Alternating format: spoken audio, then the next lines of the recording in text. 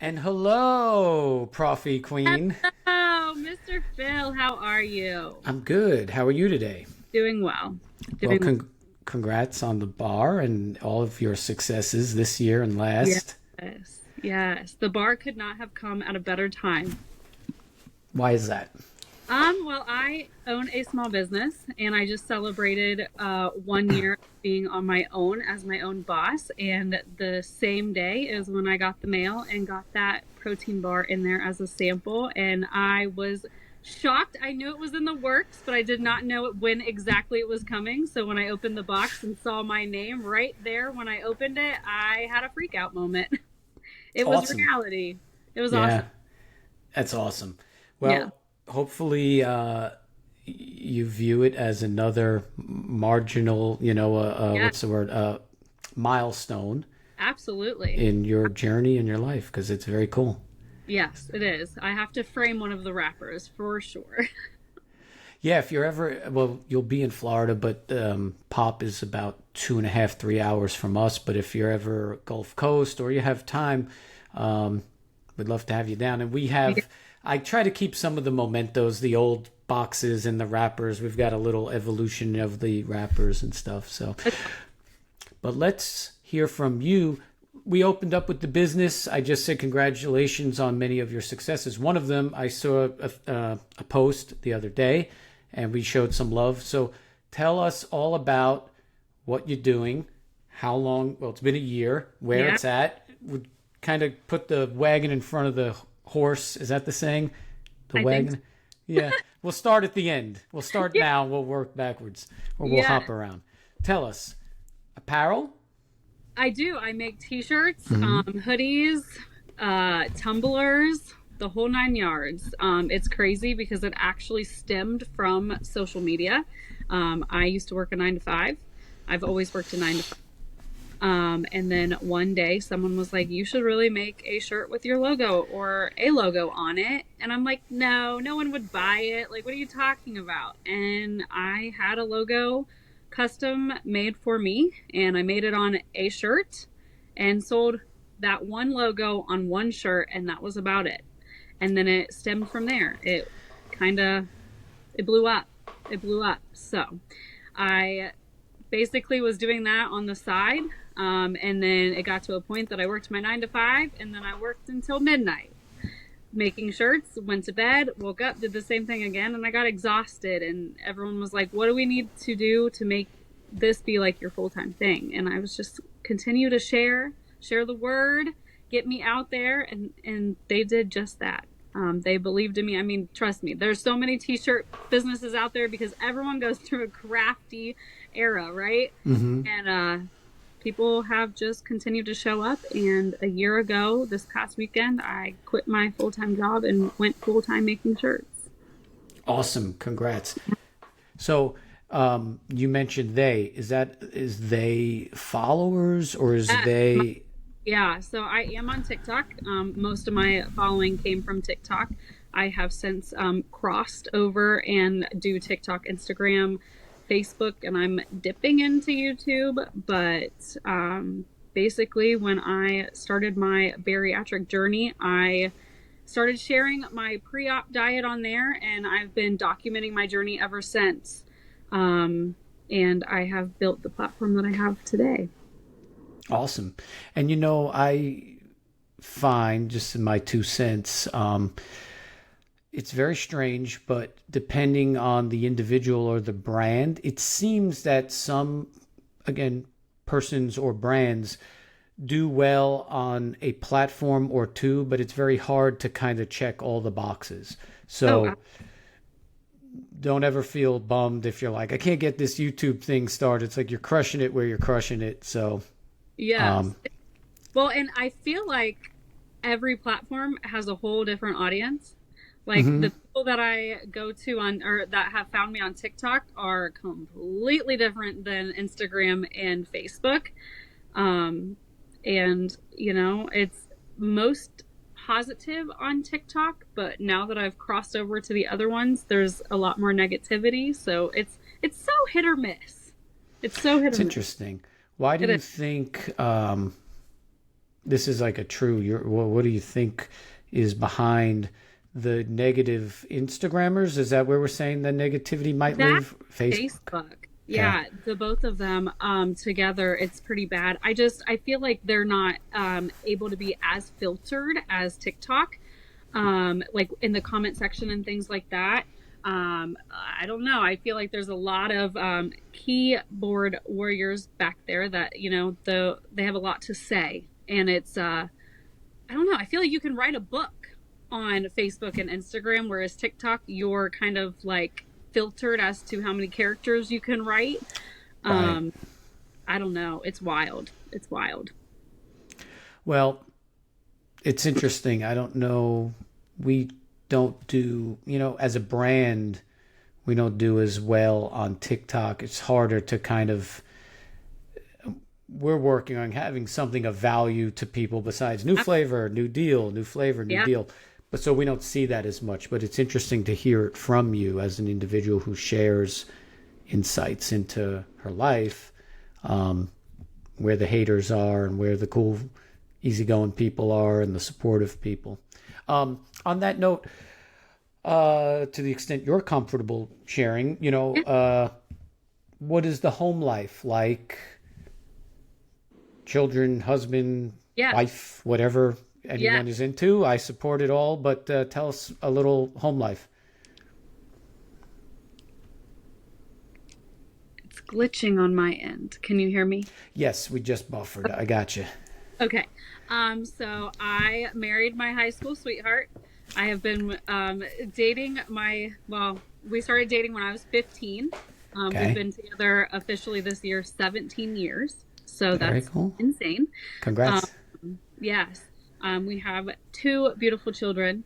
And we live on a farm. So Oh, and you know what? I might have kind of known that, but I don't think I remember you describing the distance to a friend of yours when we were talking in Washington, but I yeah. don't know if I knew about the farm. So, We've had animals on and off. We don't have too many animals right now just because life is lifing and we are busy with the kids and sports and things like that. So we try to keep our load a little lighter, but hopefully one day we'll get back into horses and stuff like that again. now that's very cool. And uh, I grew up in Long Island, New York, and I have an accent, and people tend to know that. But my father was in horse racing, so a lot of summers as a child, if my mother, who worked part time on those days, I went to the track and I was hanging out in the barns with him and in the stables, not in the stables, but in the barns and just playing with the cats and the occasional goat knocking me on my ass as a 5-year-old kid. Absolutely. So I do have an appreciation for a farm atmosphere and horses, Yeah. particularly. My question is, as a more or less a city boy, what is the fitness and lifestyle experience? So I'll call myself a city boy, Long Island suburban, but I was 25 miles outside of New York City. Then I moved to LA. Then I moved to rural New Mexico at the edge of the Texas state line. It was literally cowboys. The Yes. college where I worked had a rodeo team. And that was what we kind of would call a food desert. So we had a small grocery store, but it got like third rate rotting produce. And it was a lifestyle of convenience store, gas station food, frozen goods at the Dollar General. Now, for me, I struggle to not eat that stuff. But what is your setting and how is that conducive or challenging to a healthy lifestyle? Yeah, so we actually have not always lived out in the country. Okay. It is newer to us within the last, I guess it's been 12 years now. I Okay. grew up in the city where everything was fast, convenient, and all the bad choices were right there in front of you. Right now, where we live, there's two fast food restaurants and one grocery store, and that's about it. So, is the grocery store aptly stocked? Like I said, we had kind of like the produce Um, had a day left. Can you get some decent, healthy I feel like you items? can get some decent stuff. And I mean, town, when we say we have to go to town, it's like a 30 to 40 minute drive. So it's not, it's reasonable. Right. It's not Right. like we have to drive hours. So like Right. we will make like a big trip at least once a week or once every 2 weeks to go to the bigger town. So Okay. I feel like we have pretty good choices. And a lot of like, because we have a lot of farms and stuff around here, there's a lot of like farm markets or fresh stands at the side of the road and stuff like that. You can get fresh vegetables and whatnot. So it's pretty cool. It's a different experience, but Yeah. it's neat. Well, that's good. And the 40 minutes isn't like devastating where No. my little town, Walmart and like a legit, I forget if it was Kroger's or Albertson, but like a legit grocery store was about an hour and 15. And then if you needed some more involved, I think that town had a Lowe's Hardware, but like, yeah, if you needed anything more involved, like the Apple Store or Best Buy, Right. you're going for like 2 hours plus, like, so. It's But not that bad that's here. good. So now what about, what is your current state of keeping active and fitness? You were buffering for a second. You hear me? I think we're buffering again.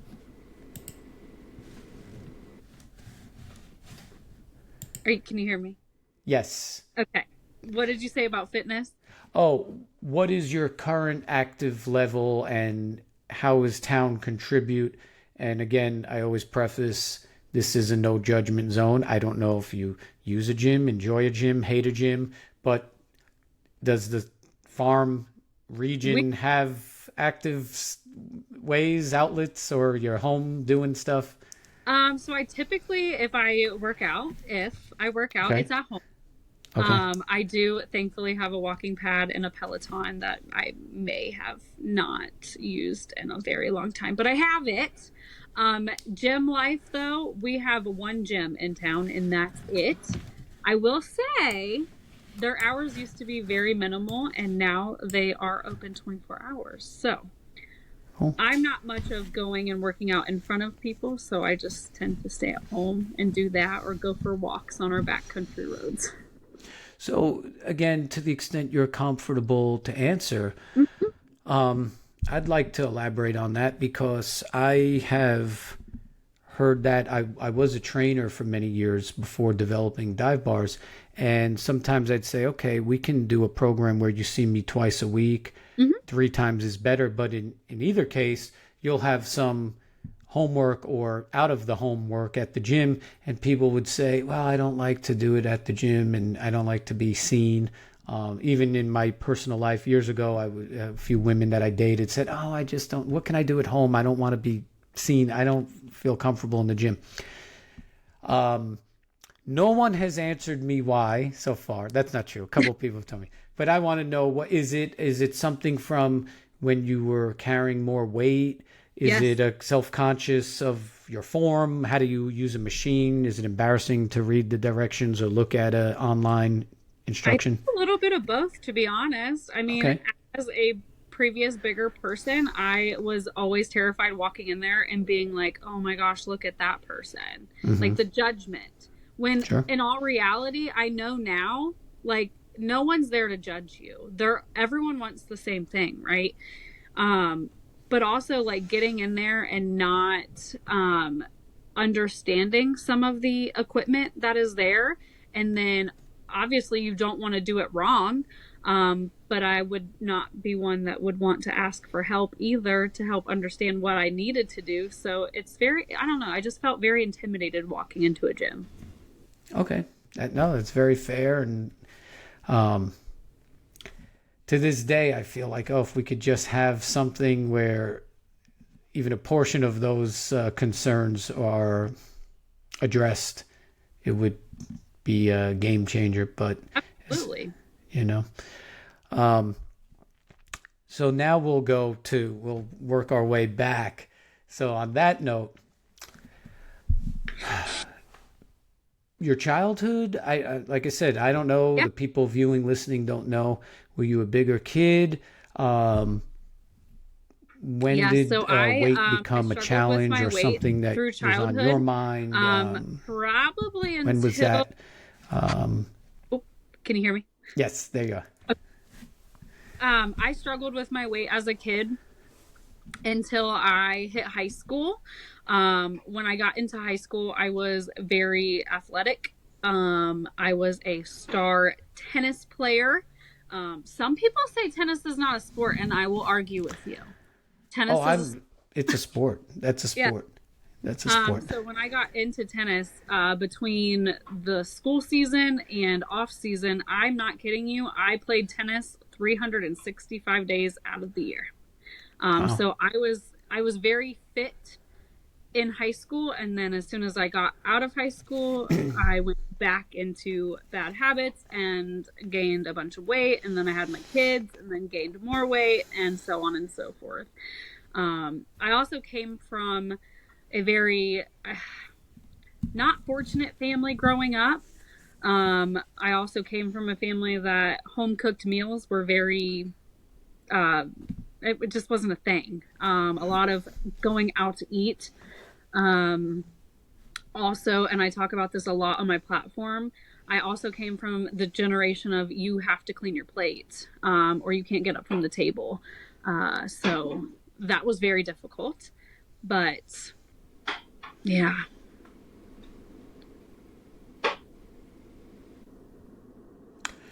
I lost you for the last 5 seconds with have to clear your plate. Can you hear me, Katlyn? Can you hear me? Yes, there you are. I just want to change a setting. We can cut a little bit of this out. Give me Okay. 1 sec. You're See why it keeps buffering. I think we may be. If I go to a throw it on a slightly moderate setting, maybe we'll have a smoother recording. So, you actually said it's funny because I don't know where I don't know if I'm misreading. You said I forget the exact phrasing. Was your family less fortunate or were they quite fortunate? Because you said something that wasn't clear to me. Less left. fortunate. Yeah, yeah, yeah, yeah. Okay, okay. And then you mentioned eating out of the house a bunch. All the time. So is that Yeah. like fast food or Um, Denny's? And okay, yeah. okay, There were hardly any home cooked meals um, okay, at all.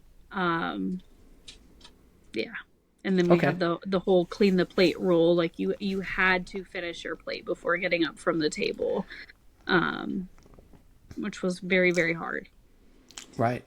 And so, prior to bariatric surgery, let's cover now Yeah. adulthood leading up to surgery. Are there many attempts at losing weight and diet trends and different, like, what is the experience like? Because, and this is one of those we all kind of know or have our version of the answer, but it's a madness out there with all the Yeah. things being spit at you and told and what you want to try and what. So what is, you know, adulthood through, up to bariatric surgery in terms of that, the trends, the diets, the attempts? Yeah, so I mean, going not to backtrack, but I also was on Weight Watchers as a child. So I did Weight Watchers. I tried intermittent fasting. I tried keto. I tried a whole bunch. I mean, I'm not kidding you. I think I was a part of Weight Watchers 4 or 5 different times in a short amount of time. And I was always on a diet. But also a very, very busy person. So packing my lunch or making healthy options as an adult were always difficult. It was always a convenience thing like, hey, I'm going to stop and get a coffee on my way to work. Well, while doing so, I'm also going to grab a breakfast sandwich, not realizing what I was doing. And then, when you're influenced by people around you in the work setting, oh, hey, we're going to grab something for lunch. Do you want something? And it was just like a convenience thing. Mm, And then like I'm not kidding you, there were multiple days a week that I was eating breakfast, lunch, and dinner out to eat. And then going back to the not having home cooked meals and things like that. So and then after doing that for so long it just becomes a habit and you get lost in it. But yeah. I didn't have that great of a childhood. And I used food as therapy. And I tend to do that I was doing that as an adult too. Um, but like, I know a lot of people talk about it. The thing is unlike any other addiction, you need to have food to survive. You don't need to have alcohol to survive. You don't need to have drugs to survive, but you are constantly surrounded by food. And so many times, like, oh, you got good grades? Great. We're going to go celebrate and get ice cream. Or, hey, let's have a birthday party. Oh, let's all bring all like food and stuff. So, like, no matter what it is, whether it was good behavior, bad behavior, celebrating something, whatever it was, food was always the center of attention. And I had such a terrible relationship with food without even realizing it. Yeah, I mean, people know a little bit about me, but over time, as the brand has succeeded, I'm less involved with our social media and with I hate even saying customers, followers, supporters. But I was, what it appears to be is what is. I don't know if I'm being too profound, but I was a half-ass rock musician. I mentioned moving to California, and I moved to California and acted like a half-ass rock musician. So you can fill in the blank as I say whatever you think that means. You're probably right. Can you hear me, Katlyn? I don't know if we're buffering again. Yeah, you can hear me. But I actually battled weight on and off. So to speak to the first part of what you're saying, I do right now. I'm kind of working on, okay, let's get this under control. The company's been on this upward trajectory for about 2 years now. And it has always been, but it kind of went into like overdrive for about 2 years. And what you just described has been my life. And like, I see myself on the videos. I'm like, ooh, I'm looking a little thicker these days. And I let everyone know at every corner. I'm like, yes, dive bars made me put on a lot of weight because the company got freaking successful and I'm working 65 hours a week. And it's exactly what you said. Let's go get, something at Starbucks. I don't have time certainly don't have time to make my own lunch, and I don't have time to go to somewhere with a salad. So let me go to fast food, grab and go sandwich. Our grocery chain is Publix. They're known for their godforsaken hot food section with southern chicken fingers and fried shrimp and catfish and all this.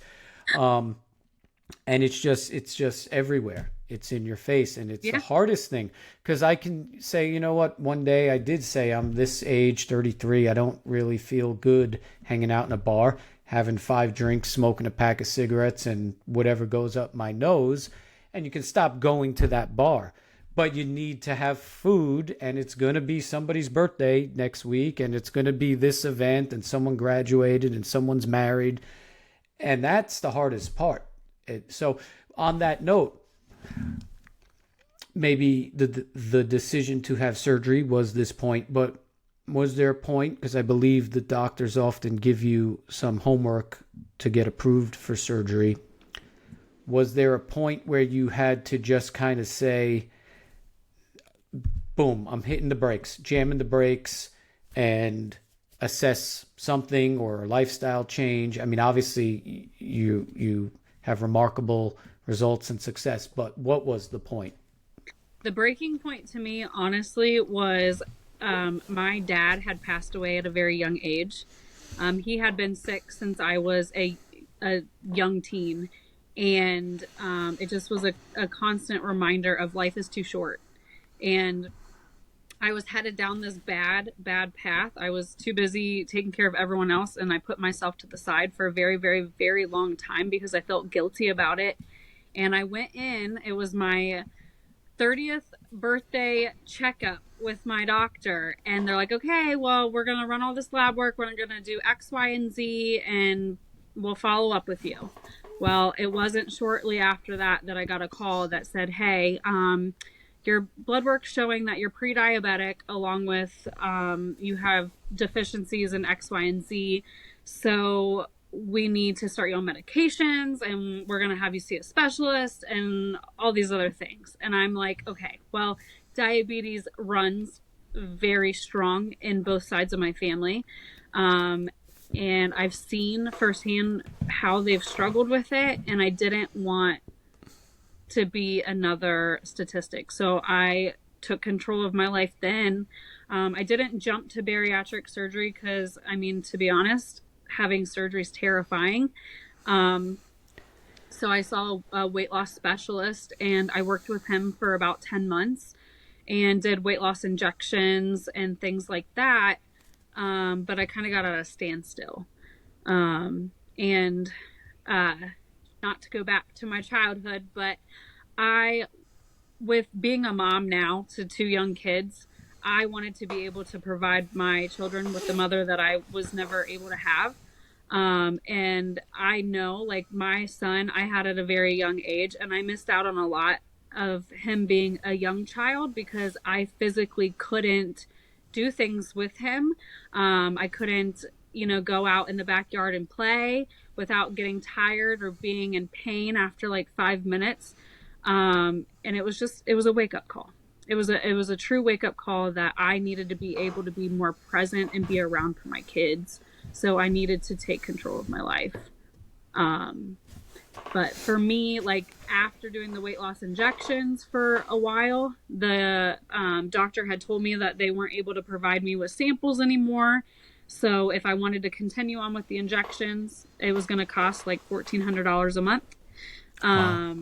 And then bariatric surgery wasn't covered. So we looked into self-pay options at the time, and we were able to find a facility that offered self-pay. And honestly, I took out a loan, and I tell people to this day, I ended up risking my life to save my life in a sense. And for the first time in a long time, I invested in my health. And I want to say I'm more like, I don't know, like, I have more of a drive to continue to be successful because I paid a ton of money to have the surgery. Mm-hmm. So I don't want to waste that money. Sure. No, that's great. That's the right. I'm no one to judge, but I feel like I can judge if it's in a positive way. I feel like that's the right attitude. I got my degree in the phys ed and all that, and only that small New Mexico town would hire me. And I said, well, otherwise I'm just whatever, grabbing carts at Walmart for a living. Right. While I have the debt, I have the degree. Right. Well, let's go in. There's no turning back. Let's do it. So that's awesome. What age, if we may ask, or how many years are you post-op? So I celebrated 2 years in January of this year. Oh, wow. Great. Yeah. Very cool. So. On the topic of surgery, oh gosh, what was I going to say? What was you kind of half discussed this, but not very explicitly. What was the preparation like for you? Because that's the most intriguing thing to me. We've been selling dive bars to the bariatric community almost since our inception. And only really as I've gotten to know a handful of people on a personal level have I gotten to understand the work before the surgery and the lifestyle adjustments. And I like I said, there's almost some assignments, right, to get the pre-op physical in order and the blood work, and then drop X amount of weight prior, liquid diet maybe prior. So my requirements weren't as strict as a lot of other people. I believe because I didn't have to go through insurance because I was self-pay. I didn't have to go through like a 6-month program or anything like that. Okay. I had a doctor's appointment, I had a nutritionist appointment, and I had a psychiatrist appointment. And then from the time I had my initial exam to the time I had surgery, it was 6 weeks. So it was very quick. I did have to do a liver shrinking diet simply for surgery. So that was a 2-week diet. But what was different than a lot of people I've found is it was very specific to the organization I had gone through. So like they had all the products there for you. So they had protein bars, they had protein shakes, they had like freeze dried packet things that you like added water or broth to. Like it was just like it was bizarre. But I had to do that for 2 weeks straight. Um and then after surgery, unlike other people, I did 1 week of clear liquid diet. I had to do 3 weeks of puree diets, 7 weeks of soft food, and then I was off of restriction. And it's crazy now that like I've been sharing my journey and talking to other people about theirs. It's crazy how different everyone's journey is. Right. Right. And that's what I'm just getting, like, as an outsider, I'm just kind of learning about. So I want to just bring it all together in the next 10 minutes or so. We talked about the diet leading up to the operation and then, of course, post-op. What was fascinating to me is the caffeine challenges that many folks have. But you're the coffee meets protein queen. You're the Profy Queen. So what is your personal experience post-op? Did you have to kind of experiment with caffeine and get adjusted, or you just gifted that you're like, I'm good, and you start chugging coffee the next day after surgery? What's your relationship with caffeine and how did you get there? Yeah. So, for me, my doctor told me as long as, well, they wanted me to wait 4 weeks before reintroducing caffeine. Um, and then after that, I mean, I've had no issues. I think the biggest concern is often as bariatric patients, they can quickly get dehydrated. So obviously they want you to focus on hydration and not using caffeine like coffee to dehydrate you. So I just have to drink a little bit more water now so I can have that cup of coffee.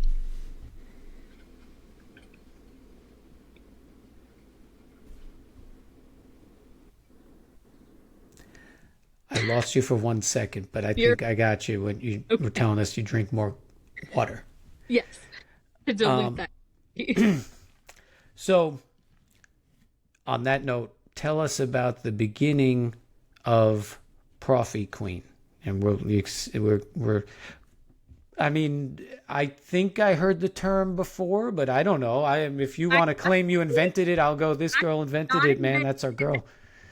I did not invent it. People on the internet will fight you, okay? I'll fight with them. I don't care. Fuck them. Invent it. But basically, like, I've always been a coffee drinker, but I was heavy. Like, I'm the little bit of coffee, a lot of cream kind of girl. Okay. I like to dilute my coffee. So to me, I was using those really high, like, coffee creamers that were full of calories and who knows what. So like in the beginning of my journey, I'm like, okay, well, let me try putting a protein shake in my coffee and using that protein shake as a creamer instead of the other, and then get 30 grams of protein in while drinking my coffee because I'm already going to drink my coffee. And it made sense. And I've been doing it for a long, long time, but I did not invent it. All right. Well, you heard it here, maybe first, but she's not claiming to invent the term. No, no hate messages, no negative comments. Bug off. Leave us alone. So usually I like to end with, well, you know what? If you have a few more minutes, I got one more. We kind of started with your apparel, and you told us a little bit about it. As a guy who left one career to start a business, dive bar, I'd love to hear kind of, the personal insights, experience. I don't know what your profession was before. Mm-hmm. And usually there's kind of a leap of faith. Was there a point where you had to go like, this is scary, but I feel like I got to do it? So what were you doing? Provided it was legal. Don't incriminate yourself on the Dive Bar podcast. And what was the turning point? And you told me you were working after work and working till midnight and making the shirts. But fill us in on that gap, how you go from point A to B. Yeah. Absolutely. So I've actually worked customer service for a long time. I was a like receptionist dispatcher at a small family business, but also in doing that, I was also working in a vet hospital. But I found out over the years that the jobs that I was holding were really affecting my mental health, and it took a huge toll on myself. And living where we live, there's a huge commute back and forth to work as it is. So you're spending at least an hour and a half in the car just going back and forth and then working all day. And it was just minimizing my time at home with my kids. So I don't know. It got to a point that my mental health was really, really struggling in the job that I was holding at that time.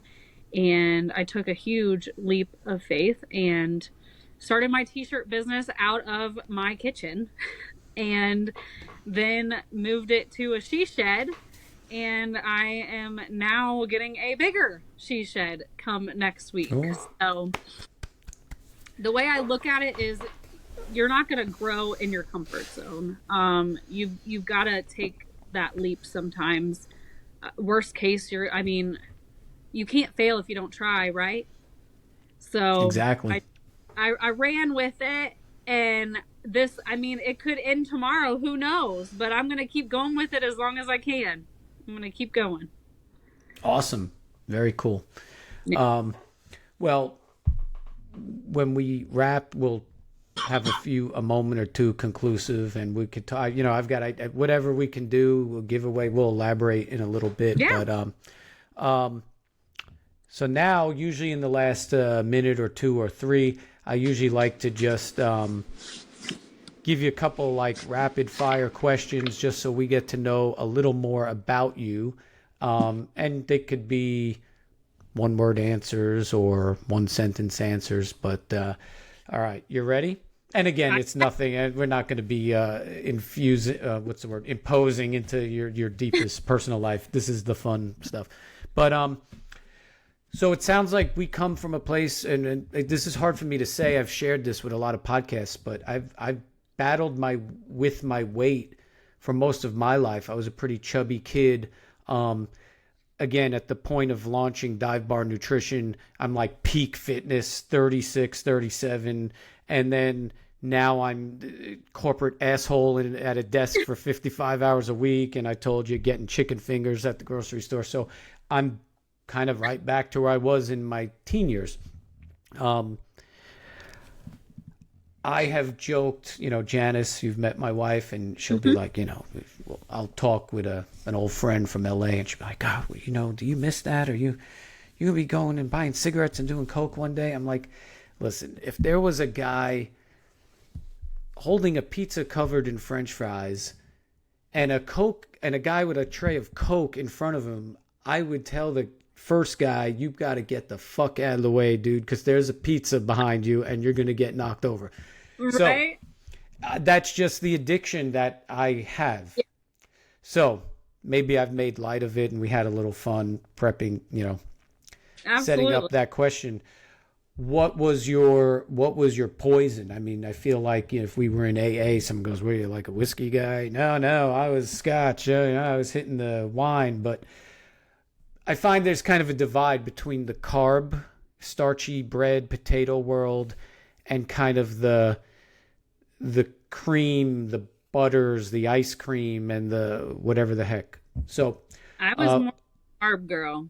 Yeah. Okay. Yeah. And was that breads, potato chips? You're like, yes, check. Pizza. Listen, you can't nachos. That's my weakness. Really? Good chips and cheese with some jalapeno slices. I mean, come on. I got to keep you away from Janice because she's half Mexican. She loves her chips and her taco burrito stuff, sauces, salsas. You there? Yeah. Can you hear me? Yeah, I can. The soft pretzels with cheese, like those types of things, like that was the weight of my heart. So like the pub appetizer stuff. Okay. Oh, yeah. Okay. All right. moving on to a happier, we're like two addicts going down memory lane. Right. What I see the now I'm gonna be like judgy, like when old Christian people like kind of what's with the tattoo, young man. But we've never really spoken. We both have tattoos. You have a nose piercing. I have considered one. Music, creative. What's your interest? Favorite band or two or singer? Oh, I'm all over the place. Well, lay it on me. I mean, I love me some Jelly Roll. Jelly Roll is my ride or die right now. The spouse of Honey Bun. Yes? Is it Honey Bun? Yeah, okay. Okay. Well, I'll tell you why that's funny, because we have a woman who packs orders at the office, and she's up on social media and all the cool stuff. So I start seeing Jelly Roll and Honey Bun. Am I saying it right?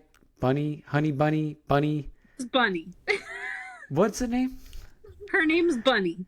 Bunny? Okay. So here's why. So I go, her name's Courtney. Our team member is Courtney. Yeah. And I go, Courtney, do you know this big dude? And it's like he's got this hot chick wife. She kind of reminds me of a more modern version of Ice-T's wife with the sexy outfits. And she's like, who are you talking about? I'm like, I can't remember his name, but she's like Honey Bunny.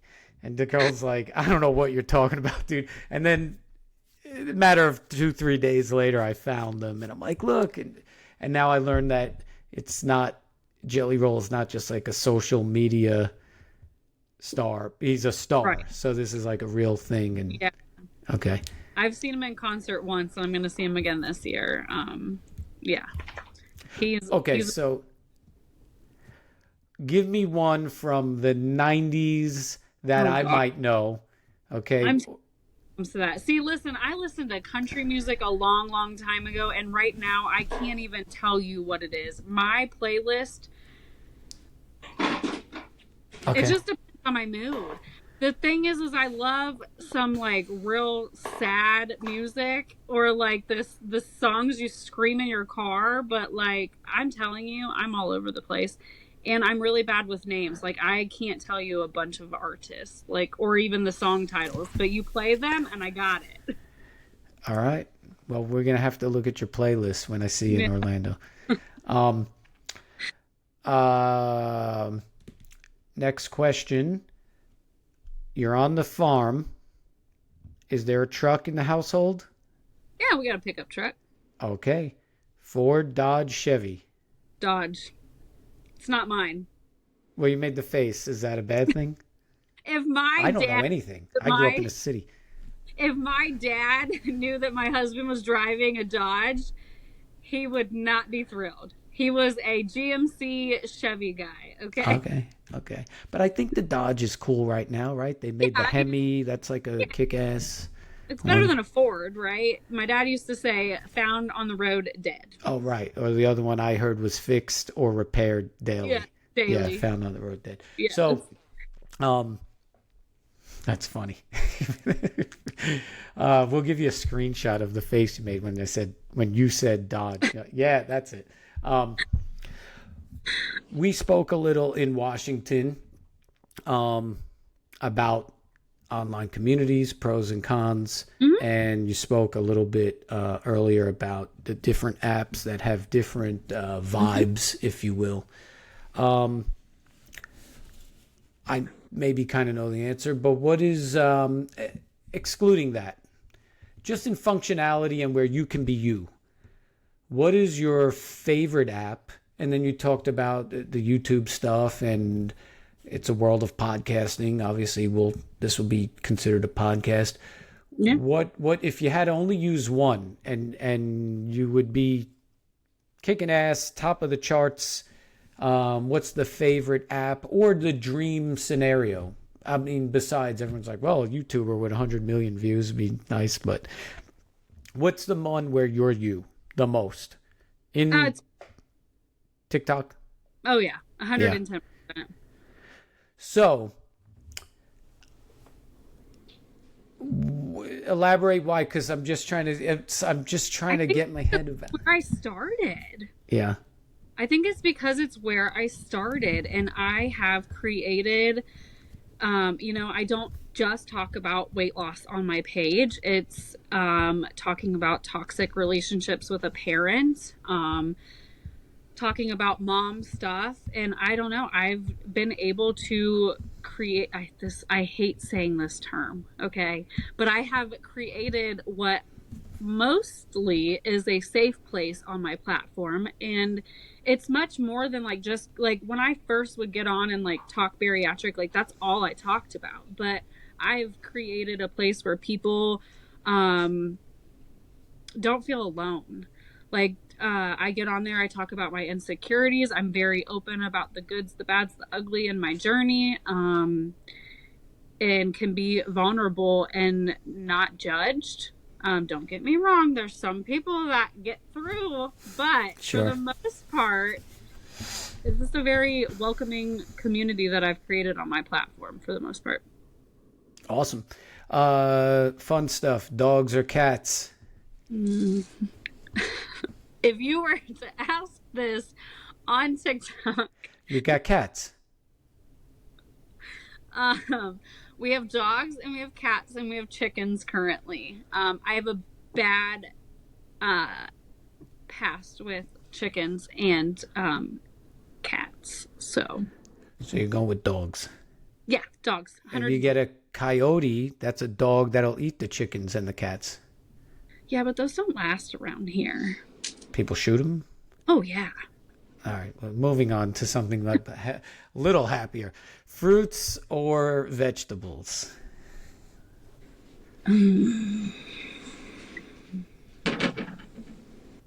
That's hard. Neither. Okay, well then you'll like the next one. Because I, as far as I know, right, you're an omnivore. There's veggies and meats and stuff. Yeah. If you had to cancel out of your diet one choice, fish, chicken, beef. Probably fish. I eat a lot of chicken and beef. Okay. And last question. I don't know if the drum roll came across. Yeah. Vans or Converse? Chuck Taylor. Ooh. Would you be offended if I told you I didn't own either until here recently? That's okay. What is your preferred footwear? It's a Tuesday morning. You gotta be a super mom. Nikes or my Brooks? Okay, good. That's good. That's perfectly good. I've got into the Brooks thing 2 years ago. It's very comfortable.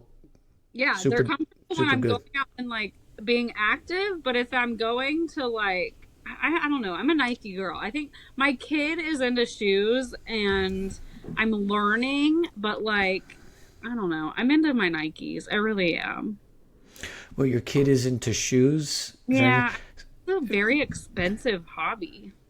Well, that's what I was going to ask, like all the cool Nikes and the basketball players models and all. Is that what we mean? Yeah. Yeah. Janice's niece is getting into the Jordan collection thing, and I'm like, dude, you're literally 13. Mm-hmm. You're going to outgrow these in a month. Like, wait to start collecting shoes until you're done growing. Right. Unless you're going to pay for them, right? Yeah, and then one day at like 16 or 17, whenever kids can drive, they'll probably go like, I should have been putting this aside for a car because it adds up. Right. Super duper last question. We kind of half asked this, but you're not a gym person. Say the gym is empty. The gym is empty, but in the back fitness studio is one instructor of every different type of thing. So in that back room, you could be one-on-one with a CrossFit trainer or just a super butt-kicking boot camper, burpee, push-up, up, down, lunge, or yoga or Pilates or whatever the heck else it is. But the gym is empty. Huh? Kickboxing. Okay, so that's where I was going. What's your one thing if you could just zone out and get the workout modality of your choice, and it's kickboxing? Probably kickboxing. I haven't done it in a very, very long time. But I really, really, really enjoyed it. But they don't offer it where I live. So did you go to I know there's like a franchise, I Love Kickboxing, and also assorted martial arts schools. Were you in one of these, like a studio setting?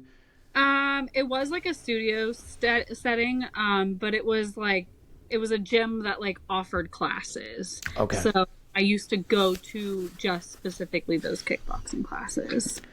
All right. Well, you heard it there first. She invented the term Profy Queen, and if you dispute her, she will kick your head off, and I back her. I'll pick your head up, drive you to the ER. We're joking, everyone. She makes no claim to Profy Queen, and she's a very sweet person, and she's not interested in kicking you. Probably. Probably. All right, Katlyn, tell everyone where they can get the apparel and whatever handles you want. I'm sure everyone is going to watch because they're very fond and they're a fan, but let's put you over the top. Absolutely. Apparel, I make t-shirts, crew necks, hoodies, tumblers. You can find them at profyqueen.com. And then my handles on all social media platforms, TikTok, Instagram, Facebook, and YouTube are all Profy Queen KT. awesome. And we rolled out her bar the other day, and for every bar you buy, we're going to give her a penny. So They're so good, you guys. They need to be a permanent thing. we'll work on, maybe we'll make them a permanent thing, or I forget like what the TV term, like recurring guest. I just had to impulse buy like 8 boxes of them, okay? Remember did you watch Seinfeld? You hate Seinfeld? I just don't watch TV. I don't have Oh, time. okay. All right. Well, every you don't watch any TV, it won't matter. But every show has there's the main stars, and then there's like the side star that pops up in like episode 5, episode 19, and that can be the Profy Queen vanilla caramel thing. There we go. It's always present. Yeah. You heard it here, everybody. Let's support her. Let's get some apparel, and if you're not following, get on board TikTok primarily. Yes. And spread good vibes. Don't be an a-hole. Please don't, because I'm very sensitive, okay? Thank you very much, Katlyn. It's always a pleasure, and I'll see you soon in Orlando. Great. Yes. All right. Have a good night. You too.